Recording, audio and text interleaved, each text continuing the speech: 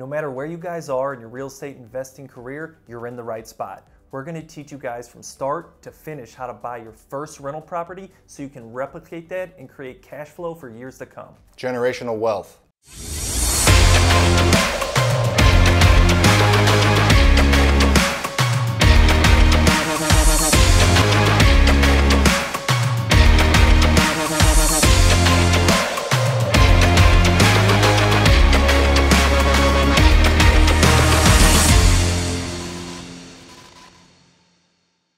Just 6 years ago, Lucas and I had 0 rental properties. In the past 6 years, we've grown a rental portfolio worth over $10 million, all without using any money out of our own pocket. And it all started with that very first property. So that's what we're gonna cover today in this video, is how to get your first rental property with no money out of pocket as well. Yeah, so we'll teach you guys how to find that first property. We'll teach you guys how to buy that first property with $0 out of pocket. We'll teach you guys how to rehab that property with $0 out of pocket. We'll teach you guys how to find an awesome tenant. We'll teach you guys how to refinance on the back end, and we'll show you why it's important to repeat that process and do it again. Yes, stay tuned for this entire video because we're going to cover every little detail when it comes to growing a rental portfolio and buying your first rental property. You're going to know way more than we knew before we bought our first rental. So stay tuned for the whole thing. It's going to be worth the wait. So now that you've decided you want to get into real estate, you want to own rental properties, that's a great decision. That's a great place to be. But where do you start? What's the first kind of thing that you would do, Lucas, and kind of what we did when we started growing our rental portfolio? Exactly. I think it is what we did is we decided what is the right type of rental property for us. So for us, we decided that we wanted to buy a single family residential rental property about 30 minutes from our house. So what you guys need to figure out is, what is the avatar for your first rental property? Is it a house? Is it a duplex? Is it a 4-family? What part of town is it in? What price point is it in? Is it a 2-story? Is it a ranch?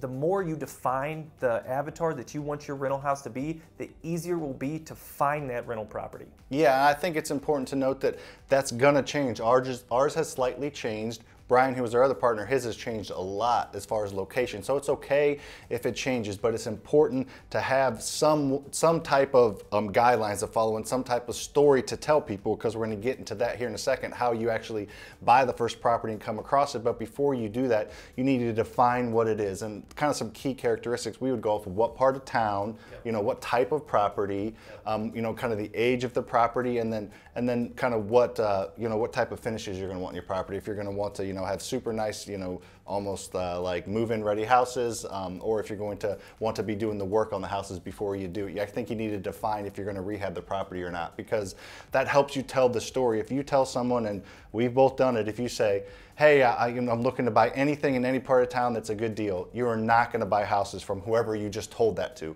because they have so many people telling them that, and they come across a deal, they're not going to think of you. If you say, I'm looking for, you know, these 4 or 5 zip codes, this price range, needs this much work built around this time, I promise you, if you tell them that specifically and you repeat that to enough people, when someone comes across that property, because you're obviously going to have to buy these properties, they're going to think of you. If you're just one of those paint with a broad brush people and say you'll take any deal at anywhere, those people, in my opinion, don't find near as many deals as the people that kind of have a defined avatar for them, and also to tell other people, because other people need to know what you're looking for. Yeah, and it's also important in this part of the process to not overanalyze or overthink your way out of your first deal. I think the natural progression would be from like single families to duplexes to 4 families to multifamilies to maybe into commercial. I think that just makes sense starting at single families, but you don't have to. But if you're unsure where to start, I would say start at single families, define that single family rental house that you want to buy for your first property, and go after it.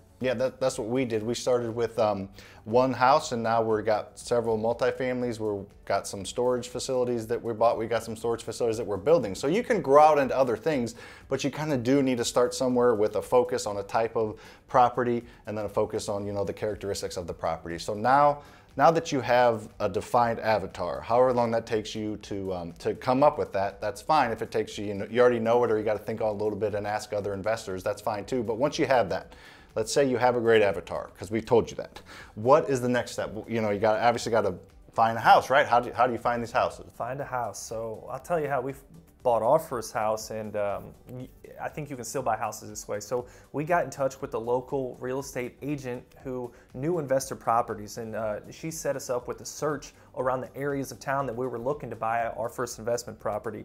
And we probably looked at, I don't know, 20 to 30 to 50. Geez, we looked at a lot of houses before we bought our first one. But the important thing is we pulled that trigger. So have a local real estate agent set you up with a search in the MLS that sends you properties as soon as they hit the market. That's one way. Another way is to develop relationships with local wholesalers around town.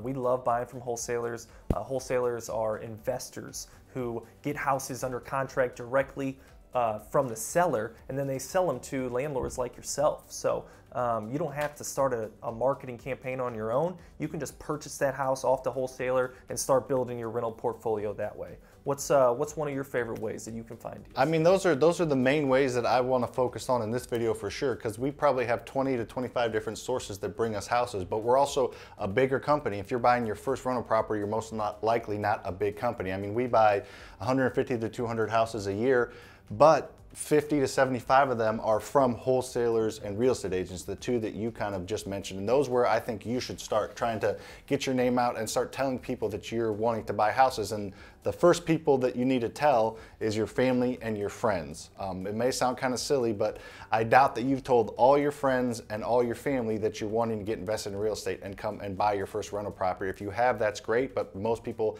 have not articulated that out to their closest inner circle. Because if you tell your inner circle, if you got 2,000 friends on Facebook, for example, and then you got a decent sized family, if you start to tell those people and have those people know, then your inner network knows. But then if they are wanting to help you out, hopefully they do, then it'll start to grow from there. So the first thing I would do is to tell your family and friends what you're wanting to do.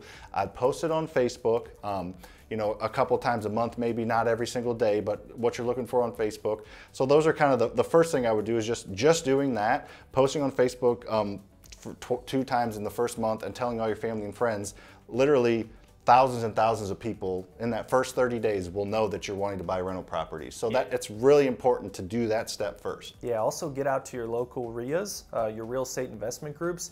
We have a real estate investment group, Faster House Buyers Club, where we do a section called Haves and Wants. So anybody in 150 people that are there, stand up and let everyone know what they're looking for a rental property or investment property, or what they have to sell. So you could probably buy a deal at your local investment group the next time you're there. Also get on the local Facebook investment groups and be active on there. Throw your email out there, get on people's buyer lists, start analyzing deals. So that's a great way. Sam was talking about talking to your family and friends about what you want to do. That's a great way to get in front of sellers directly before there's an intermediary in between, like a wholesaler or a real estate agent, and that's where some of your best deals will come from. Yeah, and so you tell everybody, everybody you know that what you're looking for, and all your friends and family start to do that. You got to consistently do that. You can't just do one Facebook post, so you got to consistently do that. Go to the meetups like Lucas said. But when you post it on Facebook and tell your friends and family, and then when you go to those local meetups and RIAs, you're going to come across wholesalers and real estate agents, which is what Lucas mentioned. Those are a great source. If you find 2 good wholesalers and 2 good real estate agents, you can buy 5 to 10 houses a year just off of those 2. Now, they're not going to be the first 2 you find, I promise you that. Probably going to have to go through several, if not, a couple dozen, to get, someone that you connect with, they connect with you, and you want to become friends with them, because you're friends with them, you develop that relationship, they're definitely going to think of you first. So tell everybody you know, and then start to network with some people in the industry, which are wholesalers and real estate agents. We have a 2-day boot camp and a webinar series where we dig into a lot more detail on real estate agents and wholesalers, but we also dig into some paid marketing. Not everybody's willing to spend money, but if you're willing to spend $500 to maybe $1,000 a month minimum, obviously the more you spend, the more leads you get. We go into a lot of more of the paid type of ways to get directly in front of the sellers. We can really get deep deals. So we don't have time to go into the paid type advertising today, but if you have a good mix of relationships and developing those, and then you're willing to spend a little bit of money a month, man, you can buy 5-ish houses a month if you're doing that regularly and doing it consistently. So that we cover a lot more detail in our online boot camp, or in our in-person boot camp, and our online webinar course we teach. So now that you have the avatar defined, and your people know you're wanting to buy houses. People are going out. You're going out. You're getting yourself out there. You're posting on Facebook. Somebody brings you a deal. You analyze it. Analyzing deals. Analyzing deals. So do you have any tips for someone that's analyzing a deal? Because this is a little bit different than analyzing a deal that you're going to sell and never have again. You're going to hold this asset long term, so it requires some cash flow type analyzation. So let's kind of talk about a little bit of analyzation, and then let's talk about how to finance the deals, which is exciting, how to buy houses without using your own money. We're going to get to here in a minute. Yeah, that's great. So when analyzing a rental property, we look at two things. So you got to buy a deal at a discount to make sure you're able to refinance out on the back end, and we're going to get into more of that detail in a little bit. So that's the first part of it. The second part of analyzing the deal is to make sure it cash flows. You do not want to buy a rental property where you're negative cash flow. You will not be in business very long if you have many of those. So we look for about $200 per door for our single family rental houses per month, and about $100 per door on our multifamilies per month. That's the type of metrics that we're trying to hit. So analyzing on the front end, we'll talk about buying at a discount. So our method of analyzation is what you think the property is worth fixed up. So to get that information, you'll need to run some comparable sales, more than likely on the MLS, whether you have your license or you use a local agent that'll help you out. But you can also use, Redfin, Realtor, Zillow. That'll get you close enough. So you need to know what the property's worth after it's fixed up, because more than likely these houses that you're going to look at need some work. So that's part of it. All right, so now that you know what the property's worth fixed up, we want to make sure we're buying at a discount. So we want to buy at 75% of what the property's worth fixed up. So if your property's worth 100 grand fixed up, you'll want to run your numbers at 75 grand. But the thing we haven't talked about yet is what it's going to cost to rehab that property. Yeah, what it's going to cost to get to that what the property's worth fixed up. So we're going to explain it in detail, but it's basically ARV, which stands for after repair value. Yep. Repair value, that's a key part of that. So 0.75 or 75%, like Lucas said, minus the repairs is the formula. So we've used that formula to buy. Our company's bought over 1,000 houses in the last 10 years using that exact formula. And that formula works in our market, St. Louis, it works in New York, it works in LA, it works everywhere, it works in every possible market, because you're using the formula, using the specific market value for your specific market, what it's worth fixed up, times your discount percentage, and then minus whatever costs in your market, because it costs different to repair a kitchen in St. Louis as it does in LA. So so you're taking your specific market into account when you're utilizing this formula. So that's why that formula can be used in any market. So for example, Lucas kind of hit it a little bit, but if the property is worth $100,000 times 0.75 is $75,000, even I can do that math. And if it needs $20,000, let's say, to get to worth that amount, then you'd buy the property at $55,000. Nice. Did the math. So 75,000 minus the 20, so that's your max offer of 55,000. Obviously, you'll try to get it for 45 to 50 if you can, but those are simple numbers. In a lot of your markets, it's going to be a lot more expensive than that. It could be 350,000 times 0.75 minus 50,000. I'm not going to try to do that math, but that's how you come up with your max allowable offer. Sam's talking about buying this house at a discount. When you buy this house at a discount, you're safe. You have multiple exit strategies. You can sell it and make a profit, or you can take it to a bank and refinance and keep that property for yourself. And we're going to talk to you about how to do that in the financing portion of this video. But most banks give you 75 to 80% of the market value, and they'll give you a check for that. So if you fix your property up and it's worth 100 grand like you thought it would be, they'll give you a check for either $75,000 or $80,000, depending on what your local bank lending parameters is. So that can go into your formula when you go to purchase. Be like, I know my bank's going to do 80%, so maybe you can up that discount percentage that Sam was talking from 75 up to maybe 78%. Yeah, no, that makes sense. So that allows you to possibly buy a little higher, which you'll buy more houses if you can buy higher. Yep. And Lucas mentioned we're going to talk about the financing and the long-term financing and short-term financing in this video, how to buy properties without using money out of your own pocket. In order to do that, you need to know what the bank is going to do on the back end, if they'll give you 75 to 80%, so you know when you're buying it on the front end what it's going to appraise for. If you did all your numbers right, you'll get all your money back. We'll explain that here in a second, but basically you can do this where you get all your money back every single time, and that's the power of it, is not using your own money. It's extremely powerful. So the first part of deal analyzation is buying a house at a discount and making sure you do that. I bet at this point some of you guys are thinking, why would somebody sell a house to me at a discount, at 25 or 20% discount? There's a lot of factors that play into this. A lot of it is they just need money. They need money fast. So we're going to show you how to come with a cash offer that is not your own cash, that you can close in 2 or 3 weeks, and that seller's going to love you because they just need money and they need it now. But usually there's some sort of underlying motivation, whether it's with the house or with the seller's personal situation. Yeah, a couple quick examples of that. Yeah, if it's a hoarder house and there's just stuff everywhere, an agent's not going to list that. That's why, like I said earlier, get involved with good agents who know real estate investing. They are going to bring you that house before they list it. There's a lot of houses that people don't want to list on the MLS because they're embarrassed how it looks inside. There's a huge crack in the foundation, which they may think is a bigger issue than it is. They just don't have money to put in to fix it up, and they don't want to go through the inspection period of, you know, having a traditional seller come in with a VA or an FHA loan, or even a normal standard conventional loan. There's inspection things that the bank wants or the local municipality wants that are just a nightmare for some people to deal with. So if you're thinking that there's not enough houses out there that people are willing to sell at a discount, you need to switch your mind, because I promise you there's a bunch out there. If you're not involved in the real estate industry at all, your mind's going to be blown at how many deals that you're going to come across that you can buy at a discount. If you already are involved, then you know that there's some ways to come across those, and we're going to do in this video, we're going to continue to teach you how to maximize those deals that you do come across. Awesome. So the second part of analyzing the deal is the cash flow. So you bought it as a discount, you know you're safe, you have some equity built in there, but that's only half of it. So if your property does not cash flow, it's not going to be a good deal. It's not going to be good long-term for sure. Not going to be a good long-term rental. So cash flow. So we need to figure out what this property is going to rent for.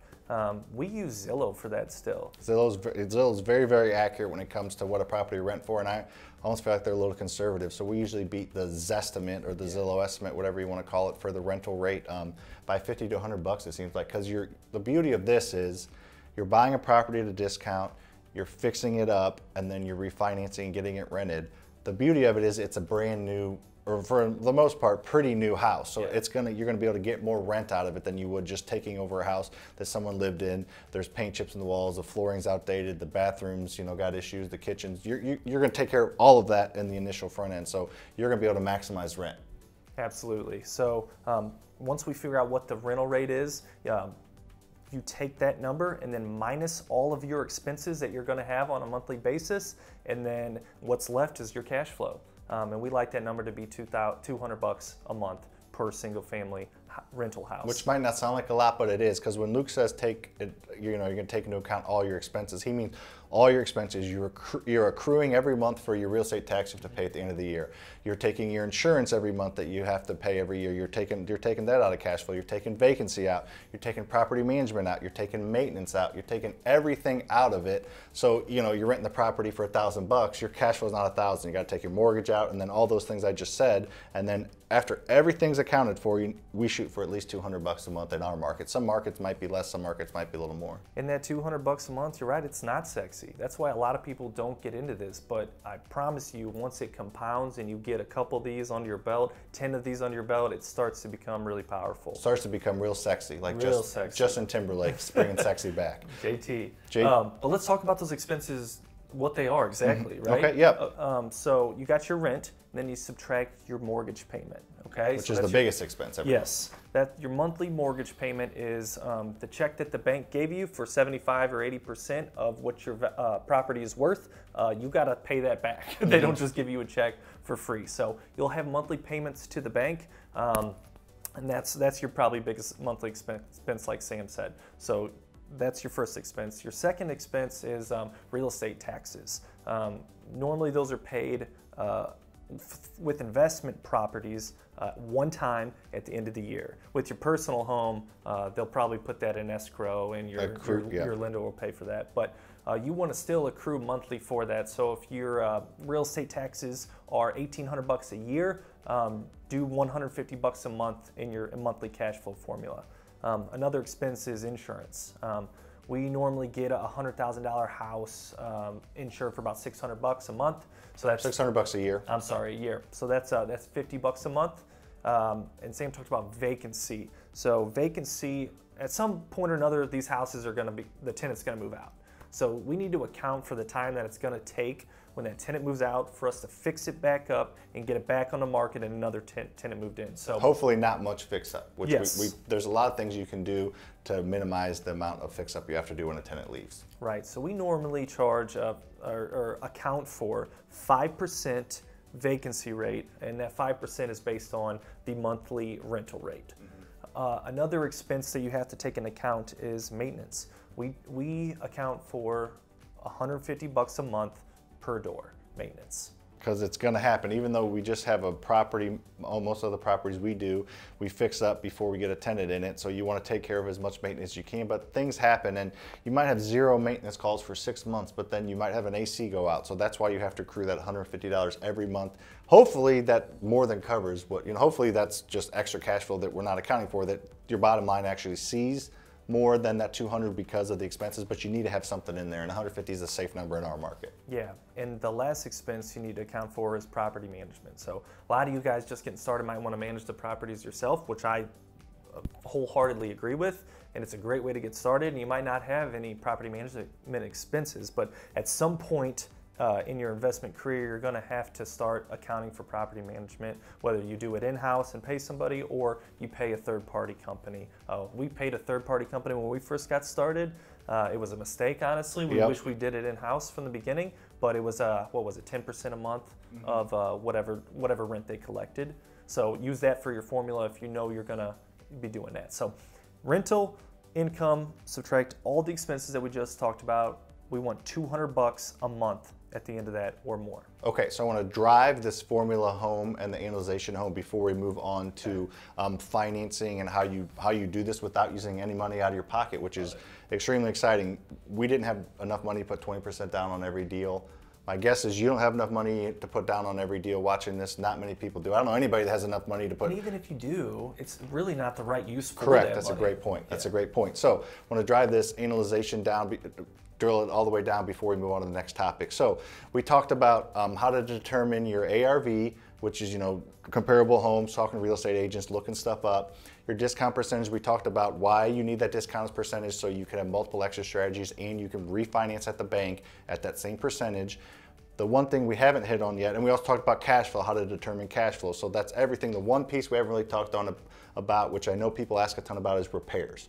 So let's talk a little bit about how you can come up with repairs, who you can talk to, how you can talk to them, and then we'll move on because that's kind of the last piece of the formula we haven't talked about. So it's going to be, if you haven't done real estate before, it's going to be potentially pretty tricky. And if you have, we need to talk about how to come up with a correct repair budget so you are doing everything properly. Because if you're off 10, 20, 30% on your repairs, then your whole formula is screwed up. So talk a little about repairs, because Lucas manages 50 to 70 rehabs a year minimum, probably closer to 100 a year rehabs when it comes to our flipping company and our rental portfolio. So talk a little bit about, obviously there's some trial and error, there's some certain things that are gonna not always be the same, and there's certain, you're never gonna be perfect on your budget. But talk a little bit about somebody that's their first rental property, how they can come up with a pretty accurate rehab budget. That's a great question. So, do you need time to think about it? Yeah, can you give me a second? Yep. Okay, good. All right.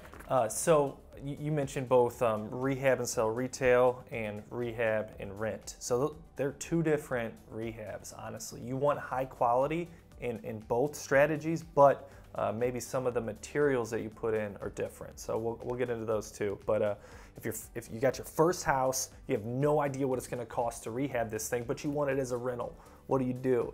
I love your aggression. I love that. If you're in that place, I love it. That's a great place to be. That's Maybe okay. you have an offer on it already. We've been there.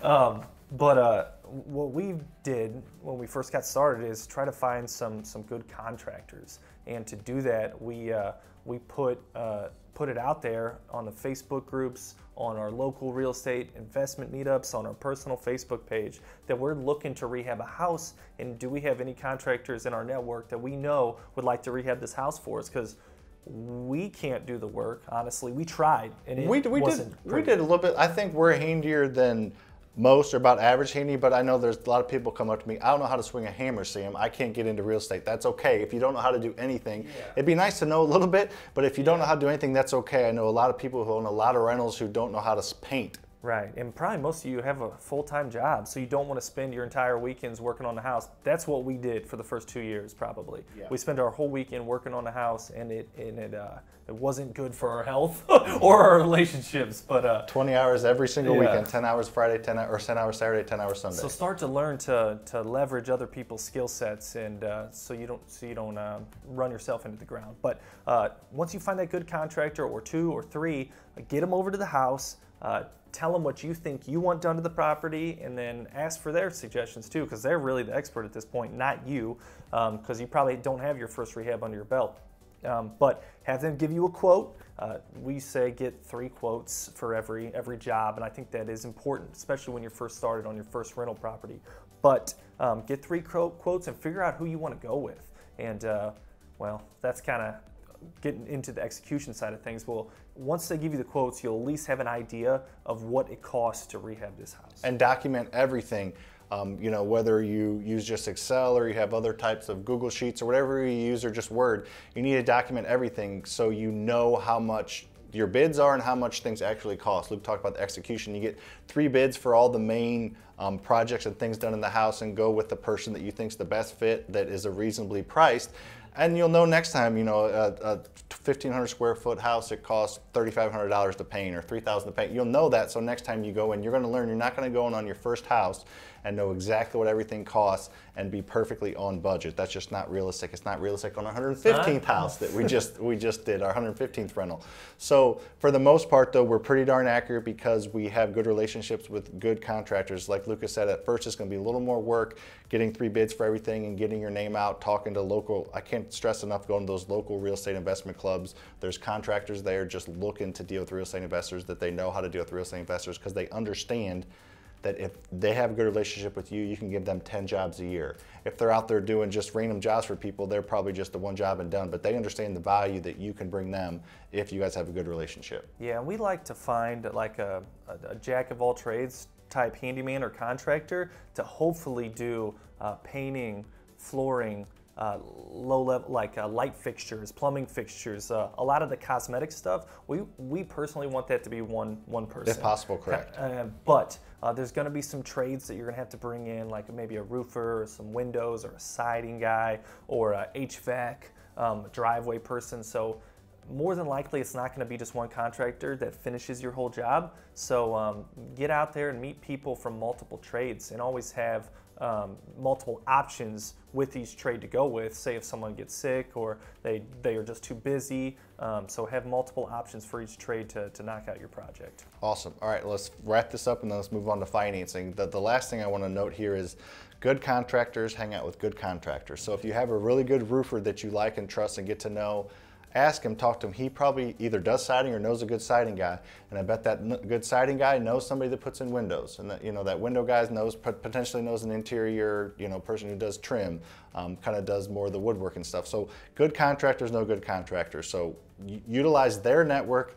And the last thing, because I think I've said that a couple times, is treat them well. Yeah. If you have a good one you like, pay them on time, communicate with them properly, have proper expectations of them and them of you. Treat them well. If you have a good contractor that you like, and then you don't talk to them for 6 months, and then, hey, I got another project coming up, they're probably busy. So you just need to keep in constant communication and pay your contractors on time if they do good work. I was in the middle of wrapping a bow around everything before we moved on to the financing, and Lucas mentioned he's got a pro tip for you that can really help you with this analyzation before you buy a property, or before you close on it after you get it under contract. Yeah, or even before you get it under contract, honestly. So we've done so many of these, hundreds of rehab properties. We know, like the back of our hand, what we need to do for a rental rehab and also what that's going to cost us. So we know a kitchen in a rental house in our area is going to cost $8,000. We know a bathroom remodel, a full remodel bathroom in our area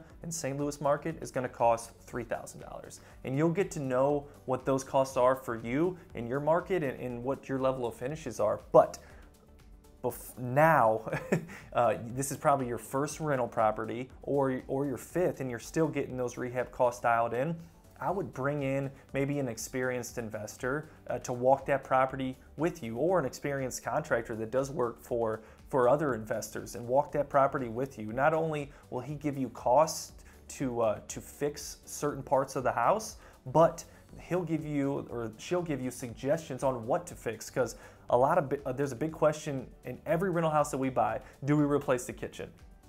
So a full kitchen replacement, like I said, is $8,000, but maybe the cabinets are in great shape and you only want to do granite and appliances. You know, what does that cost? To me, I know that's going to cost $3,000. So hopefully you guys will get to a point after you have met with these expert investors in your market and other contractors that have done work for investors to know those numbers. But before you get to that point, make sure you bring these guys in to help you out. And a great way to meet those, we're going to keep saying it, but it's so true.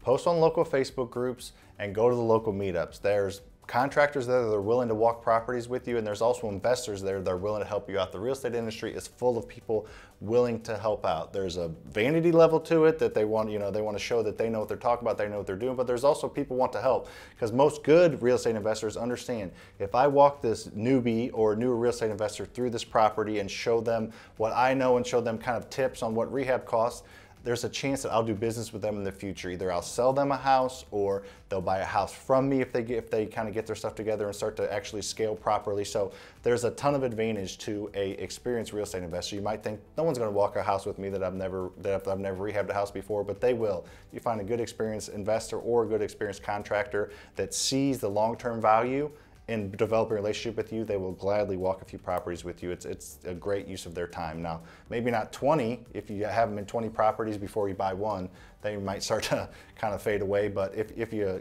communicate that up front and tell them what your intentions are, there's a good chance you have somebody walk it with you. Yeah, and I do want to mention that we have developed some awesome tools and for analyzation of the rental property and for rehab estimate tools, and we do provide those tools in our webinar and our boot camp and stuff. So feel free to build your own or piggyback on what we've already built and see if it works for you.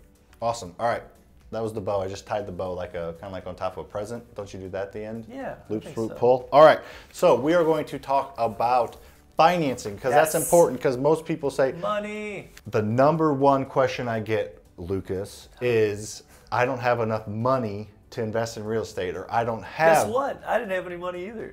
We still don't have enough money to put 20% down on every single rental we buy. We buy 2 or 3 rental houses a month. We don't have, our house is worth about $100,000. We don't have $60,000 a month to put down on these houses. Yes. So and most people don't. And even if you do, like we mentioned earlier, that's, in my opinion, not the best financial use of that money. If you're making $60,000 a month, I think there's a lot of other things you can do with it, as well as grow a rental portfolio. So the way we teach building a rental portfolio and buying your first rental property is without using any of your own money. We have a $10 million rental portfolio combined with Brian, who's the other owner of our flipping business and this education business. We have a $25 million rental portfolio, and all, if not 99% of that has been done without using any of our own money. And we'll explain, maybe some of our money was used for a little bit of the time, but we always get it back, and we always get the investor's money back. So why don't you kind of introduce them, Lucas, to this method of not using your own money? How do you buy a $150,000 house without using your own money? So we utilize on a regular basis private lenders in our business. We also utilize hard money lenders in our business, and I'll talk to you guys about how you can use either of these to finance to the entire purchase price and more than likely the entire rehab cost. And these investors, these lenders are out there. We are doing this all day, every day. Like I mentioned earlier, we buy 150 to 200 houses a year, and we also have a $10 million rental portfolio that we're actively adding to. So this isn't something that, 10 years ago you could use private money and hard money. Today, and moving forward, you can use private money and hard money. So this is a real example of how you can do this, and you can do it. If any city you're in, they have these private lenders and hard money lenders. So I just want you to know, again, that mind shift thing, want everybody to understand that this is possible because we're doing it, and we have students around the whole country that are doing it every single day. So this is possible. Make sure you have that mind shift. Yeah, so I'll just give you an example of how we use a private lender's money, and then we'll talk about why it's appetizing to the private lender to get involved in a deal like this. But a private lender deal looks something like this. We'll talk about that house that we were talking about earlier, that $100,000 house that needs 25 grand, 20 grand worth of work that we're gonna buy for $55,000. So our private lender will lend us that entire 100% of the purchase price, $55,000, along with the $20,000 it's going to cost to rehab that house. So they're going to give us a check for $75,000, and they're going to do that because they know the house is worth 100 grand and they're in a safe position. So they're going to give us a check for $75,000. We're going to use that money to buy the house. We're going to use that money to pay the utilities, to pay the insurance, to rehab that house.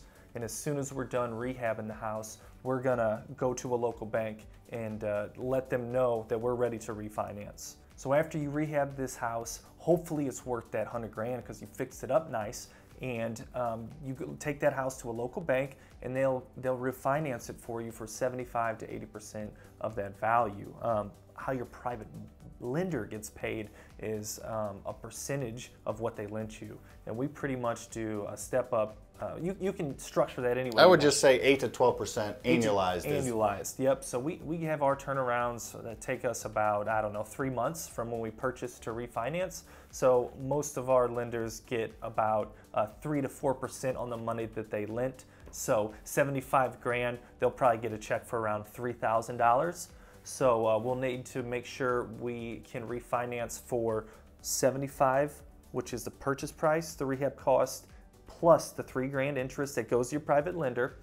And that's how you buy a house, rehab it, and keep a rental without zero money in your pocket. Correct. So if that bank gives you 75 to 80%, let's say that bank gives you 80% of the appraised value, when it gets appraised, that bank will write you a check for 80 grand. Yep. So that you will have a cashier's check in your hand for 80 grand, and then you take that, and then the example Lucas mentioned, the cost, all-in cost is 75 grand, the lender makes 3 grand. So you got a check for 80 grand, you write a check to the lender for 78 grand, he gets his money back, but guess what? You just made 2 grand. That's something we don't usually talk about because it doesn't always happen, but you can, I wouldn't say easily, but very consistently, if you're growing your rental portfolio, you will get checks back. You will literally make $1,000 to $5,000 pretty regular basis on your refinance, and that's tax-free money because it's on a refinance. So you will make that. So you can actually make money buying a rental portfolio, not just do without money. You can do without any money out of your own pocket. You can also make money. So a lot of people out there are thinking, how do I find someone to lend me $75,000? You want to talk about that? Yeah, I do. So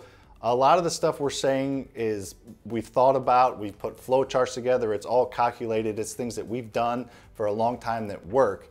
And earlier we told you to tell everybody that tell all your friends and family specifically first that you're looking to buy investment properties, and then kind of grow outside of that network and tell more people about it. So the more people you tell about it, the more people you have conversations with, and that gets you in front of potential private lenders. Our first private lender is a family friend that's known my family for a long time, and we've had several since then. But you come across these people you got to tell people that you want to buy rental properties, and the next logical question is, some people say, I've always wanted to get into rentals. I've always wanted to get real estate. I just don't have the time, but I got the money, I don't have the time. So there's a great person right there who wants to get invested in real estate, wants to say they invest in real estate, but doesn't have the time, and then you offer them a very safe return. Another one is just somebody that's got some extra money that's close to retirement or retired, and let's say they have, several $100,000 in their 401k or IRA, or just in the stock market, or maybe more than that, maybe a few million. You're not taking someone's entire investment portfolio. I tell them that. I'm not looking, if you got $2 million, I'm not looking for $2 million. You have $2 million. We'll take it if you want to give it to We'll take it, but I'm looking to diversify, a percentage of that. I'm looking to have 100,000 or 200,000 of that that'll give you and we say guaranteed safe return, because what do we say? Not guaranteed. We say we have 100% repayment. Correct, history. because on the interest, but their actual investment is extremely safe because they are listed on the deed as an owner. They are listed as an additional insured in case we get hit by a bus. We sign a promissory note where a promissory note which we're promising to pay them back plus their interest. We also sign a personal guarantee. Yeah. We are personally guaranteeing them their investment. So they're extremely safe, and it's a way to diversify their portfolio. And the more people that know you're looking to invest in real estate, the more people that potentially know that you're looking to invest potentially will loan you money. Yeah, so like Sam said, this is an extremely safe investment for a lot of reasons. A couple that we didn't hit on was that they're only lending 75% of what the property's worth, so they're safe right there. A lot of these investors are savvy, they're smart. So these private lenders are looking for a way to diversify. They don't want to be in the stock market. The stock market's crazy high right now. Who knows what's going to happen in the next month, next 2 months, next 6 months. So they want to put that money to use in something else. So one of our investors, private lenders, sorry, pulled all his money out of the stock market. The next week, it crashed, everybody else lost 30% of their net worth, and he invested what he took out into us and made 15%. Like, you got to pitch that to these guys and gals that this is a great opportunity to them to make a lot of money. So we've talked also a ton about these Facebook investing group. That's a place where you find a hard money lender, which we'll talk about hard money here in a second. But these local meetups, you can definitely find some private money and hard money lenders is there. People go there and are wanting to get involved in real estate, like I said earlier, but maybe they don't want to pull the trigger or they're too scared to pull the trigger because they don't want to do the work. Yeah. You can take advantage of those people. And I get all the time from our students right when we talk to them about this is, I don't know anybody.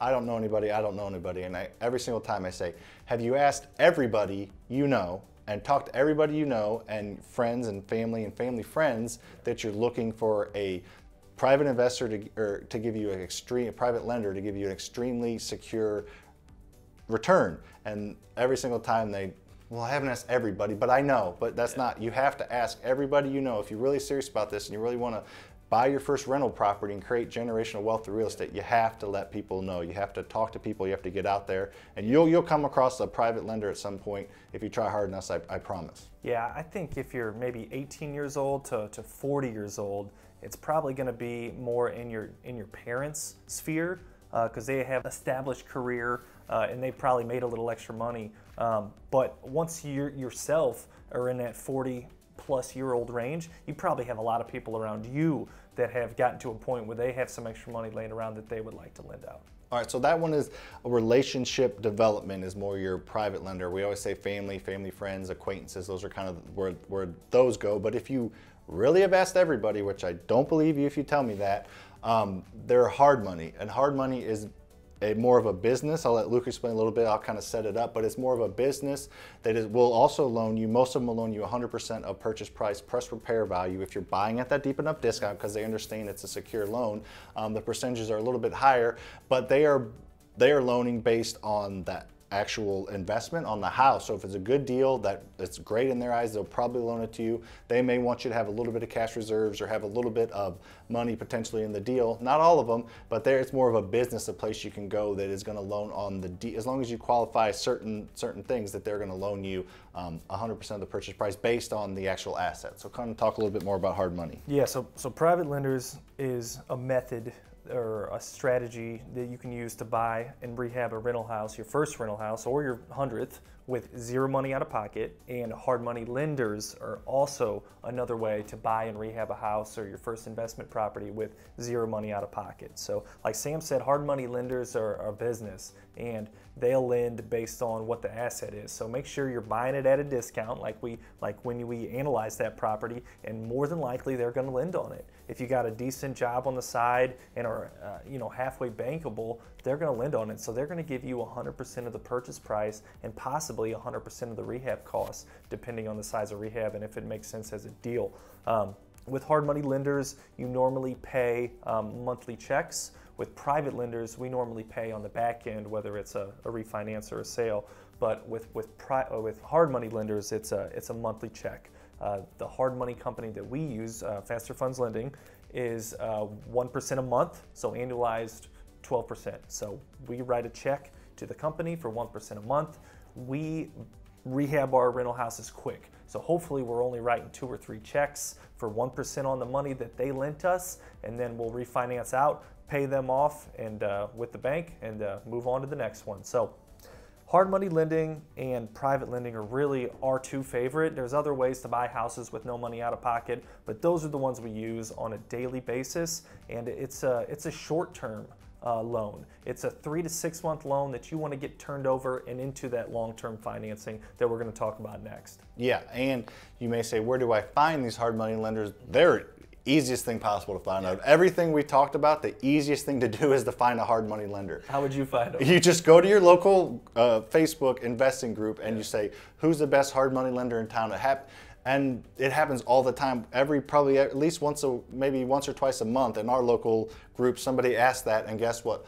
All the people that use the hard money lender they like or the actual hard money business is going to comment. If you say wherever you're at, if you're in Charleston, South Carolina, and you join the local Charleston, South Carolina local investment group, and you type in who's the best hard money lenders in town, I promise you, you will have at least 5 responses in the first 5 minutes of people pushing their business or pushing a business that they use. So it's super easy to find hard money lenders. It's a little bit harder potentially to find private lenders.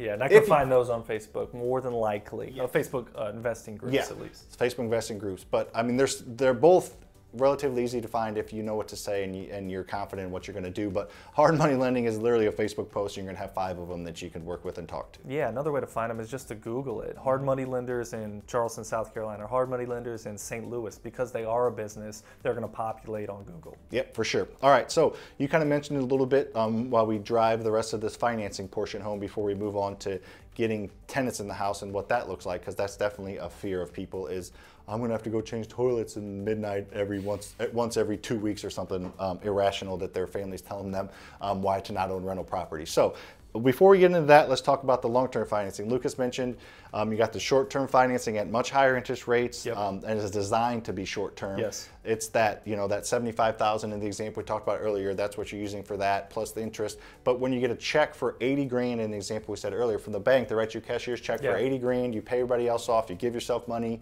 you just got some money, everybody's happy, but now you have to pay on that $80,000. It's a mortgage, just like a mortgage on your house. It's the same thing. The terms are usually a little bit different. If it's investment property or commercial property, it's usually a little bit higher of an interest rate. It's usually not amortized over 30 years like your house is. It's usually 15 to 25 years at a slightly higher rate, potentially with an adjustable rate every 3 to 5 years or something like that. So it's structured a little bit different, but the interest rate is so much cheaper. That's where you cash flow. You're not going to cash flow with hard money or private money. You're going to have to cash flow with that bank financing. Yeah, so what banks do you go to? Sam surprised us with the answer to that question. Is our favorite long-term money source is local banks. We have 95%, if not 99% of our portfolio financed with local banks. Local banks that are portfolio lenders, which means they don't sell their loans on the secondary market, have a specific product for us investors. It's a commercial loan. Well, they'll give you a cash out refinance from 75 to 80% on your investment rental property. There's certain, guidelines or limitations. Like one of our local banks has us have the tenant in there for 4 months before we can refinance. One of them has a cash flow analysis that goes along with the LTV, loan to value percentage as well. But local banks are the way to go. We have 3 that we use in our area, and there's probably 10 that would do it in the St. Louis market. But you need to find who those local banks are doing these type of deals and for investors in your market. And there's local credit unions as well. Yeah. We don't use them, but several of our students use a local credit union that has the same type of standards. This is not your U.S. Bank, your Commerce Bank, your Bank of America. They don't do investment properties like this, because when they do a mortgage, they buy it and sell it off on the secondary market to Fannie Mae and Freddie Mac. These, like Lucas mentioned earlier, there's portfolio lenders. They hold the note in-house, so they don't have to go buy all those government stimulation or stimulations, that's not a word, stipulations. Restrictions. Government restrictions, government stipulations, and everything that you have to do when you're selling a house on the secondary market. Fannie Mae, Freddie Mac, because those are backed by the government. These are backed by the bank, and the specific financial strength of that bank is backing these loans. So Lucas mentioned earlier, we have a bank that makes you wait 4 months. We also have a bank we use that we can refinance it before the tenant even gets in there. So you need to develop these relationships with these banks by getting your name out there and talking to them and setting up meetings with these banks. So far we've talked about defining your avatar, knowing exactly what type of rental property you want to get for your first rental property. We've talked about how to find these deals, how to get your names out, who to contact. And we've also talked about how to analyze them, how to know what they're going to be worth when they're fixed up, and what it takes to get them worth that value by fixing them up. Then we've kind of got into some financing, how you can do all this without using any of your own money, how you can do the short-term financing to buy and fix up the property, and then where you take them in the long term to have a note on them. Now we're going to talk about, you've done all that, you've got a great rehab property, it appraised out, you put in our example, you put $2,000 in your pocket, you have this beautiful property that's vacant. What do you do now? How do you make that mortgage payment every month? Right, so you analyze your deal based on this much rental income, but how are you getting that rental income if no one's in your house? You need to get someone in there. Yeah, so we need to find a great tenant that's going to take care of your house for hopefully years and years to come. The goal is to spend the time finding that tenant up front, so you're not spending the time and effort to maybe having to evict them or fix up that house when they move out because they weren't the right tenant for your house. Yeah, you need to take a little extra time, especially at first, approving a good tenant that meets your criteria, because the most expensive thing, I think he knows the answer, the most expensive thing to owning a rental property after you refinance and after you've done the rehab is what? Tenant turnover. I didn't know he was going to do that, but yes, it's tenant turnover. So it can be extremely expensive if you get a tenant that doesn't take care of the property and moves out. That can be $5,000 right there, which is several years of cash flow. Yeah, it could be more than that. Yeah, we've had it more than that. So the important part is to get a good tenant in place, because that helps. They're just with less headaches on your part. They take care of what they're supposed to take care of. You set that expectation properly. They pay you on time. They pay you on time. Yeah. Then they take care of the property properly. If you got a good tenant and you set that expectation with that tenant, that our tenants are in charge of cutting the grass and snow removal, and they're in charge of cleaning out the gutters. There's several things that our tenants are responsible for. Changing the air filter. Changing the air filter in the HVAC system. And then we have our responsibilities, our maintenance issues that we take care of. And if that is properly set up and structured from the very beginning, you get a good tenant in place that's got good income, that has a high enough credit score, that doesn't have any recent evictions, whatever your criteria is, you need to stick to that. But then after you get a good tenant, and we'll talk about some software you can use to get tenants and to show the properties here in a second, I just want to make sure you know that after you get that a good tenant in place, your job's not done. You need to drive home how you want the relationship to go. What you take care of, what they take care of, what the consequences are if they don't take care of what they're supposed to take care of, what the consequences are if they don't pay. You need to set that relationship up from day one. So in order to get your name out there and let tenants know that you have a potential property for them to rent, how do you do that, Lucas? Yeah, so you kind of talked about the importance of finding a good tenant, and it's the most important part of this whole business, honestly. If you get a good tenant in there, you can make money in this business. So after you rehab that house, first of all, make sure you rehab it to a level that you would want to live in, almost. You know, you don't want to put a product out there that's crappy, and then everybody else is going to think it's crappy. No one's going to move. Yeah, have pride in ownership. Yeah. Our whole goal, our focus, our core value, the number one is helping improve and support the community, and we do that by creating value in properties and renting them out to good tenants and good families, and creating value to the surrounding properties. And you need to have pride in ownership. The way we teach, we're never going to teach someone to be a slumlord and not fix up the property or not do anything, just move somebody into a junky property. Yep. You're going to get junky tenants. What we preach and what all our students do is they have pride in ownership, and they make the property nice, and they make it to where someone wants to move in there and live there. And the nicer you make it, the better chances of attracting a quality tenant. So, so you rehabbed it awesome. It looks beautiful. You get it professionally cleaned, so there's no cobwebs, there's no dirt on the counters. You get it professionally cleaned. Maybe put a little floor mat on the ground, so your people that you're showing the house to aren't pro tip. Yeah, pro tip, aren't tracking dirt all over your house. And then what we do is we get professional quality photos. I know a lot of people use their phone, but and phones will keep getting better and better, don't get me wrong, but our photographer is amazing, and we use him for our retail flips as well, but we also use them for our rental houses, and people think that's crazy, but our rental listings look incredible, and it makes you want to move into that house because the pictures are so good. Yeah, a tenant in their lunch break, they know that they're moving out in a couple months, they're going to start looking for available properties. The lunch breaker at home, they get on their phone, they can look at 30 different houses in a 10-20 minute period with technology these days on Zillow and all that kind of stuff. So you want your property to stand out and to look better than the rest, so that they'll go to your house first. If you got bad pictures and they're fuzzy and there's people in the mirrors in the pictures, they're just going to scroll and move to the next one, and you potentially lost a really good tenant. Yeah, so Sam talks about technology, and we use a lot of that to find our tenants and to show our houses. But so we got professional photos, and then probably 80%, if not more, of our tenants come from Zillow. And we have a property management software that we currently use called Buildium, and there's a lot. Dozens of free and paid property management software. But what ours does is we list it on our property management software, and it gets syndicated to the main apartments or rental listing sites, and that's Zillow, apartments.com. I know there's some 30 other ones out there, but Zillow's the main one. So if you don't have a property management software now, you can list it directly on Zillow for, I think, $1 a day. I think it depends on how many you have in your market, but yeah, I think it's around $1 to $2 a day, which can add up. Yeah, it can add up, but right now our listings are less than a week because they're getting rented like this. So $7 to get a quality tenant, I think is well worth it. Yeah, and the reason the market's hot, that's another reason that we're getting quality tenants in less than a week and have 99 to 100% occupancy right now. But it's also the systems that we've created over the past several years, the systems that Brian has created over the last 20 years, and combining that and really making it so it's almost, I wouldn't say easy, but when you know what's coming and you have a good idea of what things cost and that you're going to get a good tenant in there, man, it's powerful what real estate can do for you. So you got an awesome listing out there, and you got to show that house to tenants, right? So there's a lot of different ways to do that. Some people hold an open house, just one open house, maybe 10, 15 tenants, prospective tenants come and look at it from 1 to 3 on a Saturday or a Sunday.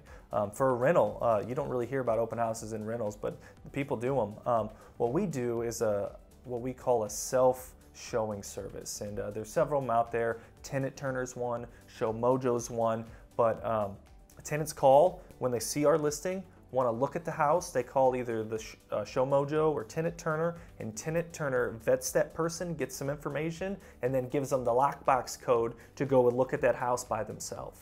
So I think that's pretty cool. We don't have to be involved, and all we see is the applications come through after that. It makes our job super easy. I don't know the exact price, but it's not super expensive for not having to have us or somebody on our staff drive out and meet every single potential tenant at the property. And they also vet them. Both those companies, you need I believe they need to send you a copy of the ID. They check their background, a couple quick checks to make sure they're just not letting anybody in the property. If they're a known squatter or have whatever criteria they have, they're putting people through your house that you were okay with being in your house without you. Yeah, and both of these services have a electronic lockbox, which the code changes every showing, so it's not the same code, so that tenant can't go back there at any time and look at it because the code's going to change. So you need to have criteria when it comes to approving a good tenant. What does a good tenant look like? Why don't we talk a little bit about that? In our opinion, in our market, and whatever our qualifications are, what a good tenant looks like. The one thing I do want to hit on is you need to have qualifications, you need to have them written out, you need to know what they are, you need to stick to them every time. It's Fair Federal Housing Act, not going to go into the legalities of it, but legally you have to treat, and you should treat, all your tenants the same. So you need to, everything needs to be time stamped, whether you use a software or just doing it yourself and looking things up yourself, but you need to treat all the tenants the same. You can't have 3 rental houses and one rental house. You approve someone with a 600 credit score and the next person you don't like their last name, so their 650 credit score, you don't approve them. You have to treat people the same. So that's important to make sure you know you're treating people the same. Right, so we get an application, whether you leave blank applications at the house for the tenant to fill out and bring to you in person, or you have you know, an online system set up where they fill it out online. Either way, we get an application. What do we do next? So what we do next is we Buildium, which is what we're currently using. We're getting ready to switch over to Property, where we'll build our property management software. Our property management software has a background check they run through it. They check through evictions. They check their credit score. So all those kind of things, we can't check income. We do that through them sending us pay stubs. We'll talk about that in a minute. But the first thing we do is that does it for you. It runs the background check. They fill out the application. We send them, send them a little email clicking us approve to run their credit and run their background. They hit yes, and then within 5 minutes we get their credit score. We get their whole credit report. We get if they've had any criminal activity, what that criminal activity is, because obviously certain things, that happen, a couple speeding tickets a couple years ago is not going to have any issues, but if they're, have done some actual violent crimes, domestic abuse, anything like that, we shy away from those, obviously. And then also they check past eviction history, so it shows you if they've been legally sent to eviction in the past, however long, and then you can have a cutoff. I think our cutoff is 5 years. If somebody has great credit score, no criminal history, makes good money, and had an eviction, 6 years ago when they were 19 or something like that, we'll talk to them, see why they were evicted, see if the story adds up. Call past landlords is another thing we do, and we'll probably call that landlord and try to get the final story, but then something like that we would approve. We're not going to hold something that happened a long time ago against them. So we have an application, and there's probably blank applications out there that you can find on the internet, honestly, and have them fill it out, but things such as name, job, income, past landlord references, as Sam talked about, is a huge one. Make sure you're calling those. What's another one? If they have any pets, stuff like that. You just got to figure out as much information about this person up front and see if they're a good fit for your property. It's because it's super important to get a good person in there. Like we said earlier, if you get a bad tenant in there, it's a headache on you. It affects your pocket, affects your bottom line directly. So you want to make sure to get a good tenant in place.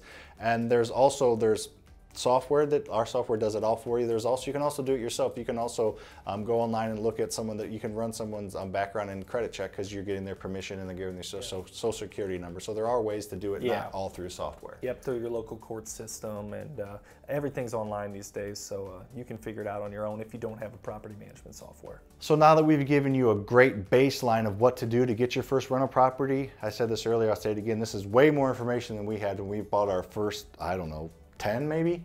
20? Yeah, so this is a bunch of great information that you can use and go out and use this. But now that you've got your systems in place and you've done 1 or 2 or 3 or 4, if you want to scale, now's the time to do it. This is the exciting part about this. You can create generational wealth through real estate. I'm gonna go over a quick example of our first house and hand it over to Lucas. Just one house, our very first house, we bought at the end of 2014.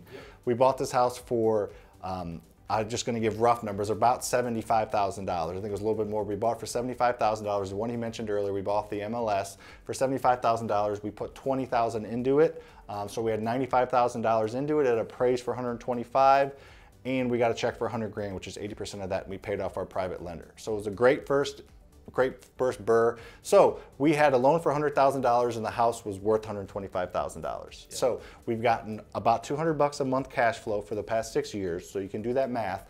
And then also the property is currently worth $170,000 and we currently owe $85,000 on it. So that is $85,000. Yes. Is that right? So just in those 6 years, this is one house. We've gotten several $1,000s in cash flow, and we've created $85,000 of equity that you can tap into. We just refinanced our entire rental portfolio several months ago and pulled out $880,000 of tax-free money on a refinance. So that's that equity that was created by the property going up in value, because I promise it's going to go up in value. It may go up and down a little bit, but it's going to go up. And then the tenant is paying the mortgage down. So literally every single day your spread is growing on just one house. So that one house has given us several $1,000s in our pocket and created $85,000 in equity in just 6 years. So imagine having 10 or 20 or 5, whatever your number is. 10 of those houses, you're almost a millionaire right there. Yes. Just 10 houses. In 5 years, and you can have that as long-term retirement, or you can refinance and recapture some of that equity and put it in your pocket, or you can sell it off at some point. So it just gives you so many options. I just think it's so powerful to, if you granularly take it down to just one house, if you just have one house, your life's going to be better because you're going to be able to retire early, you're going to have more money when you retire, or you're just going to, if you're already retired, I know a lot of people that are retired that are doing this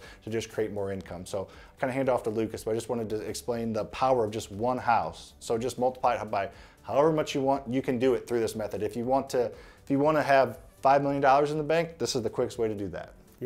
Yeah, we built a freedom calculator, a FasterFreedom calculator, and it's just so fun to play with these numbers because it's not just a pipe dream. It can happen, and it all starts with that one house. But kind of to get into more details of it, so after you do your first refinance, you paid back your private lender, and now you're sitting there with an awesome tenant in there paying you, and you're bored now. You're sitting there bored. Go do it again. Do the same thing over that you just did. Maybe that first one took you 3 to 6 months. The next one hopefully will take you a little shorter because you're better at it. You've done everything that you need to do, and you're going to do the same things, just a little better this time. Our first 5 were probably our hardest.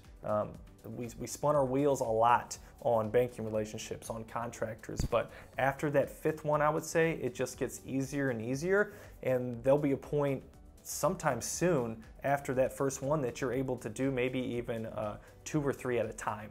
It doesn't have to be do the first one, get the money back, do the next one. Maybe you got 2 going at a time because your private lender trusts you so much and he wants to make more money, and you got 2 deals in the pipeline that are awesome deals and you don't want to pass up on them. So just make sure you do it again, and don't over leverage yourself, both time and short-term money out there, and always be at a safe LTV. But repeat this process over and over, and it'll get easier. And LTV stands for loan to value. So what your loan is, how much you owe on the property versus what it's worth. So those are great points. It gets easier over time, and it's addicting almost because you're adding cash producing long-term wealth growing assets that give you cash now and long-term wealth. So if you just want to do 5, that's okay. Take everything we're saying, check out our YouTube channel as well, all the other videos we have, but this can really help you even if you just want to do 5, which is a great goal. If you have 5 properties, you're going to own more than 99% of the population. But if you really want to scale, in those first 5, you're going to develop the skills to have 50, to have 150. So it's super exciting and extreme. I don't know anything more powerful. I think a quote I just made up the other day that I'm going to trademark. The 2 most powerful things in nature are your mother yelling your full name, including your middle name, and the birth strategy, because the birth strategy is basically what we just broke down for you. Samuel John Prim. Yes, that's scary. That's powerful. I have. That's powerful, and so is the birth strategy. How I like to look at it is every single rental house that we buy, it adds $25,000 to our net worth with 0 money out of pocket and $2,400 a month to our income. So just how many of those do you need to be financially free, to be a millionaire? And then Sam already mentioned, not including debt pay down, that your tenant's paying down the debt, and appreciation, which is the value of your house going up over time. So it's just an extremely powerful way to become super wealthy and get that financial freedom that you've always dreamed of. Lucas had to literally go get a packet together to meet an appraiser at our latest rental property, our 115th rental. So he had to get out of here. I want to talk to you about the next steps. Hopefully you got a ton of good information out of what we talked about today. Like I said earlier, this is more information than we had before we did our first property. Shoot, probably by our 10th property, we started to kind of get this information in our head together. So just having this one long video that we just shot should give you a leg up on the competition and should really be able to launch your real estate investing career so you can get that first rental property, or just if you already have one, hopefully maybe your first really good investment by using all the tools that we talked about today. So that is a huge first step. We did not have time to go into every single detail. We have this all mapped out. We have this all documented. We have tons of analyzation tools and calculators and rehab estimators and all the stuff that we've created and are actively growing and actively adding to and actively improving we didn't have time to go into all that today. All we had was we wanted to get in much detail as we can and not have you sit here all day and listen to us talk. So the next steps, if you're really wanting to grow your rental portfolio, or you really wanting to get that first one done right and continue to grow it and create generational wealth. I'm talking generational wealth, not just being able to have an extra $300,000 when you retire. I'm talking about if you want to be able to retire early, retire better, and have assets, valuable assets to pass down to your kids and your kids' kids, or just have it all where you get a certain point, you just sell it all and you have $5–10 million in the bank. If you want to get to that, we can help you get there. We have created this FasterFreedom company. I created this company with Lucas and Brian because I was tired of seeing all these fake gurus out there who were selling stuff that was 10 years old, that was antiquated, that didn't work anymore. They weren't actively invested. We are actively investing. My rental portfolio is worth $10 million. And I'm 32 years old. My goal is to have it worth $100 million by the time I'm 40. So we are going to be actively investing in the future. And I want, in the near future, we're going to be actively doing that. And I want to help you get to wherever you want to be. How I want to help you become financially free through real estate. And the best way to do that is learn the processes that we have already put in place and learn from us as we are growing our rental portfolio and as we are buying 200 to 300 houses a year that we're going to be doing in the near future. So the best way to do that is to go to FasterFreedom.com/events.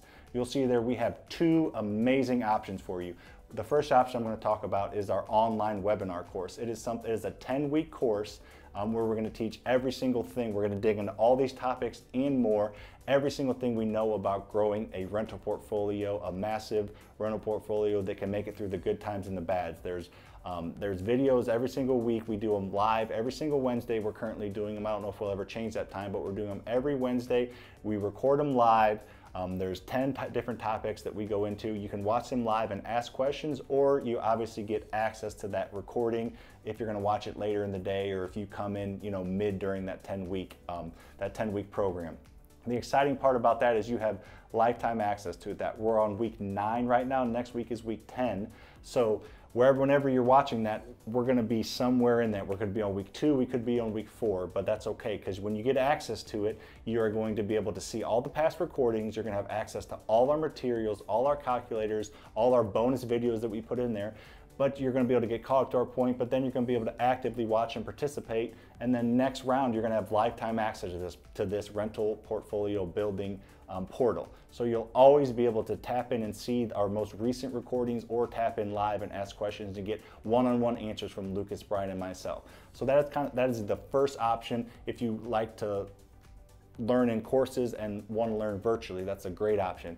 Our second option is a 2-day boot camp. Our next one is October 2nd and 3rd. That is going to be an amazing 2 days. That is where we're going to take you through this, pretty much the exact same material that we cover in the webinar, but it's hands-on. It's 2 days. We start out that first day on Friday morning. We're going to talk about the power of real estate. We're going to introduce you to Brian, myself, and Lucas, let you know what real estate can do for you and how it can impact your life. We're going to figure out your financial freedom number and what it's going to take you to make you financially free.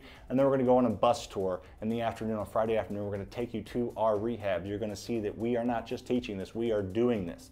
So you're going to be able to go on the bus tour with us, and we're going to show you all our current rehabs, maybe some finished rehabs. We're going to take you through several of our rentals, so you're going to be able to get to know us better, hang out a little bit, but also see active rehabs going on. Why did you guys do this? Why didn't you do that? What do you think about that? You'll be able to ask these questions as we're in the property. And then Saturday, the next day, the final day, we are going to just cover everything. We're going to go into everything we just talked about earlier, but each section is going to be an hour to hour and a half. We're going to be able to dig into everything, give you real life examples, real life case studies, show you everything that we know about building a rental portfolio. If you come to either attend the webinar, online webinar, or the boot camp, I promise you're going to have every single tool you need. It's going to be on you. It's not going to be on us, because we're going to give you everything we know. There's nothing else to upsell. That is the grand tamale. That is everything. We're going to give you everything we need to know about growing a rental portfolio the right way, and it's going to be on you to take action. If your goal is to have 10 rentals in the next 2 years, if you don't have 10 rentals in the next 2 years, that's on you, because we are going to give you everything you need to make that happen. So head over to the link below at www.fasterfreedom.com/events. Check it out. You can also text me at 314-282-7474, and we can kind of talk about what you're wanting, what your goals are, and I can walk you through and maybe point you in whichever direction you think is best for you. So definitely, if you've taken this seriously and you want to actually do what you say you're going to do, if you want to actually have actionable items and get lists and get processes to make things happen, definitely strongly consider going to one of those 2 events. I promise you it'll change your life.